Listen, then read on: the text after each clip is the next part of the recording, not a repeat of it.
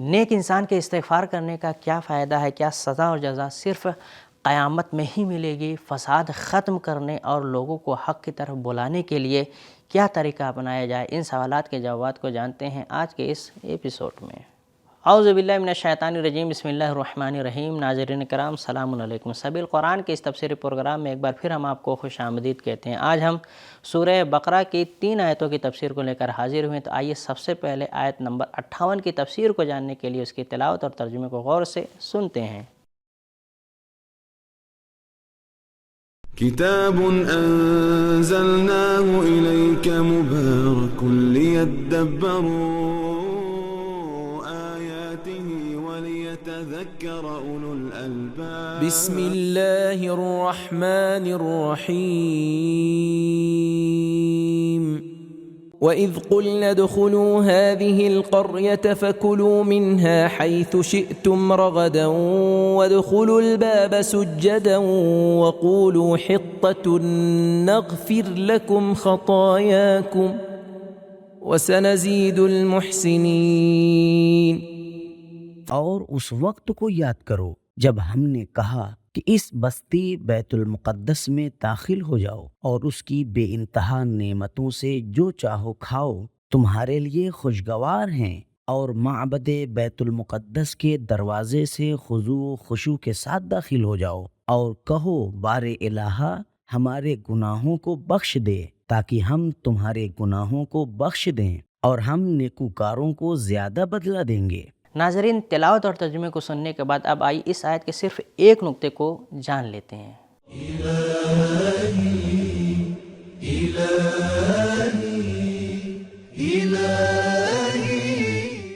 سورہ مائدہ کی آیت 21 میں ہے کہ قریتہ سے مراد بیت المقدس ہے۔ 40 سال تیہ کے بیابانوں میں سرگردان رہنے کے بعد بنی اسرائیل کو حکم ملا تھا کہ وہ شہر بیت المقدس میں داخل ہو جائیں، اور جب معبد بیت المقدس میں داخل ہوں تو داخل ہوتے ہوئے حطتن کا مقدس کلمہ اپنی زبان پر جاری کریں۔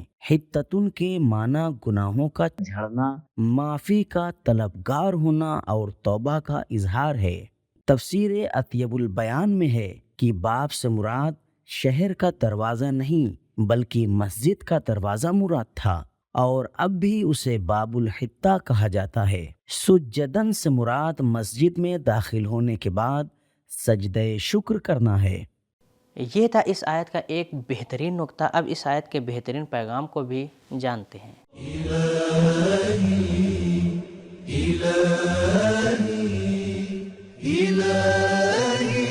نمبر 1، مقدس علاقوں اور جگہوں کے لیے خصوصی احترام ضروری ہے۔ نمبر 2، معاف کرنا اسی خدا کا کام ہے، لیکن استغفار و طلب بخشش ہماری طرف سے ہونی چاہیے۔ نمبر 3، دعا کے آداب اور توبہ کرنے کا طریقہ بھی اللہ تعالیٰ سے سیکھنا چاہیے۔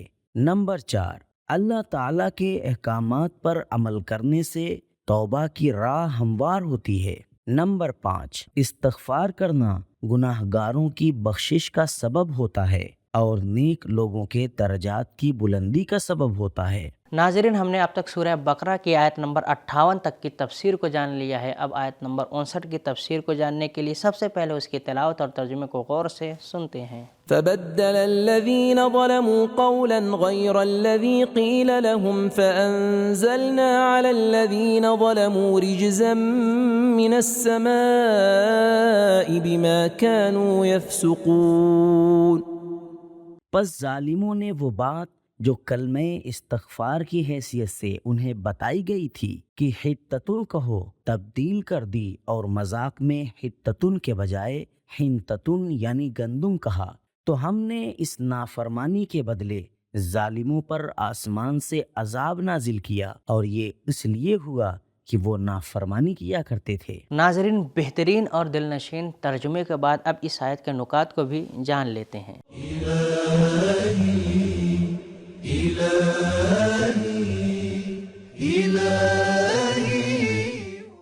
اس آیت اور اس سے پہلی آیت سے ملتی جلتی سورہ اعراف کی 2 آیتیں 161 اور 162 ہیں، جن میں صرف 1-2 جملوں کا فرق ہے۔ لفظ رجز عذاب، طاعون اور اضطراب کے معنی میں استعمال ہوا ہے۔ خداوند کی عادت رحمت کا نازل کرنا ہے، اسی وجہ سے بنی اسرائیل کے لیے بہترین غذا من و سلوہ نازل کیا گیا، لیکن ان کی ہٹ دھرمی کے باعث ان پر عذاب نازل ہوا۔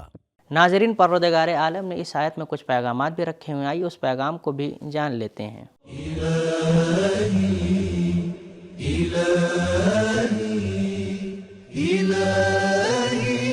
نمبر 1، ظلم و گناہ قانون کی تبدیلی اور تحریف کا سبب بنتے ہیں۔ نمبر 2، جب تک کسی کام کا خاص طریقہ کار اور اس کی روش بیان نہ ہو، اس وقت تک انسان کو آزادی ہے کہ اپنے نظریے کے مطابق اسے انجام دے، لیکن ایک خاص روش اور طریقہ کار کے بیان ہونے کے بعد کسی قسم کی تبدیلی کا بہانہ نہیں رہ جاتا۔ نمبر 3، خدائی احکام کی تحریف اور ان میں تبدیلی پیدا کرنے والوں کی سزا اللہ کا قہر و غضب ہے۔ نمبر 4، سزا اور جزا کا تعلق صرف آخرت سے نہیں ہے، بلکہ کچھ سزائیں یا جزائیں اس دنیا میں بھی مل جاتی ہیں۔ نمبر 5، اگر ہٹ دھرمی اور گمراہی انسان کی عادت بن جائے تو قہر الہی نازل ہو کر رہتا ہے۔ ناظرین، اب اس ایپیسوڈ کی آخری آیت کی تفسیر کو جاننے کے لیے سب سے پہلے اس کی تلاوت اور ترجمے کو غور سے سنتے ہیں۔ وَإِذِ اسْتَسْقَىٰ مُوسَىٰ لِقَوْمِهِ فَقُلْنَا اضْرِب بِّعَصَاكَ الْحَجَرَ فَانفَجَرَتْ مِنْهُ 12 عَيْنًا قَدْ عَلِمَ كُلُّ أُنَاسٍ مَّشْرَبَهُمْ كُلُوا وَاشْرَبُوا مِن رِّزْقِ اللَّهِ وَلَا تَعْثَوْا فِي الْأَرْضِ مُفْسِدِينَ۔ اور یاد کرو جب موسیٰ نے اپنی قوم کے لیے پانی طلب کیا تو ہم نے انہیں حکم دیا کہ اپنا عصا پتھر پر مارو، تو ناگاہ اس سے پانی کے 12 چشمے جاری ہو گئے۔ اس طرح کی بنی اسرائیل کے 12 قبیلوں میں سے ہر ایک نے اپنا مخصوص چشمہ پہچان لیا۔ ہم نے کہا اللہ کے دیے ہوئے رزق سے کھاؤ پیو اور زمین میں تباہ کار بن کر فساد نہ پھیلاؤ۔ ناظرین، اس آیت میں بھی پروردگار عالم نے اپنے بندگان کے لیے کچھ بہترین نکات رکھے ہوئے ہیں، آئیے ان نکات کو جانتے ہیں۔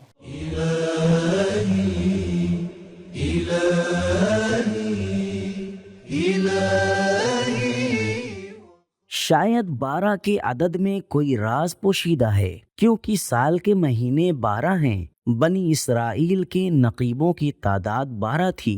حضرت عیسیٰ علیہ السلام کے حواریوں کی تعداد 12 تھی، اور ائمہ معصومین علیہم السلام کی تعداد بھی 12 ہے۔ آیت مجیدہ میں کلمہ مفسدین کے ساتھ لا تعصوا کا کلمہ بھی آیا ہے۔ تعصوا کا معنی ہے زبردست قسم کا فساد۔ ان دونوں کلموں کا ایک ساتھ ذکر اس لیے ہے کہ خداوند جان بوجھ کر فتنہ و فساد کے رجحان کی جڑ کو اکھاڑ پھینکنا چاہتا ہے، جبکہ بغیر ارادے کے فتنہ فساد برپا کرنا قابل معافی ہوا کرتا ہے۔ ناظرین، اب اس آیت کے پیغام کو بھی جان لیتے ہیں۔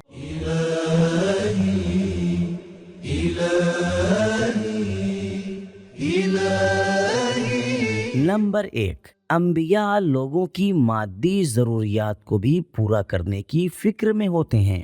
نمبر 2، ہر چیز کو یہاں تک کہ پینے کا پانی بھی اللہ تعالیٰ سے طلب کریں۔ نمبر 3، طبیعت اور نیچر کے قانون ارادہ الہی کے تحت ہیں۔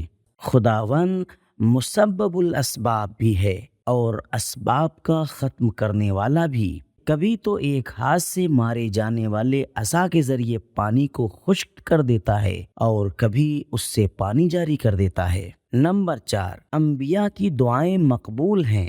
نمبر 5، پتھر پر عصا مارنے سے پانی کا جاری ہونا ایک معجزہ ہے، اور 12 قبیلوں کے لیے 12 چشمے یہ ایک اور معجزہ ہے۔ نمبر 6، منظم، عادلانہ اور حق کے برابر تقسیم کرنا ملک میں امن قائم کرنے، محبت میں اضافہ کرنے کا سبب ہوتا ہے۔ اور اختلافات کو روکنے میں مددگار ثابت ہوتا ہے۔ نمبر 7، خدا کی نعمتیں کہیں فساد کی راہ ہموار نہ کریں۔ نمبر 8، فساد کو روکنے اور حق کی طرف بلانے کے لیے اللہ کی محبت اور اس کے لطف و کرم کو یاد دلانا چاہیے۔